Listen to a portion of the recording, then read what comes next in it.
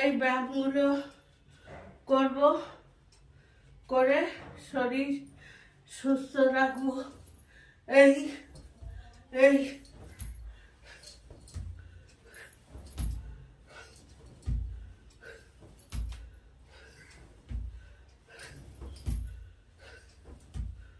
এই ব্যায়ামগুলো করব।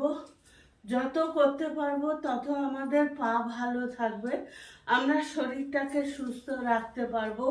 আর ব্যায়ামটা করে আমাদের শরীরে কোনো ঠান্ডা কোনো লাগবে না। আর যতই ঠান্ডা লাগুক, একটুখানি যদি আমরা ব্যায়াম করে নিই তাহলে কিন্তু আমাদের খুবই ভালো লাগে।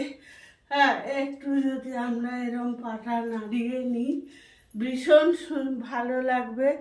সবাই ব্যায়াম করি, ব্যায়াম করলেই শরীর সুস্থ থাকবে।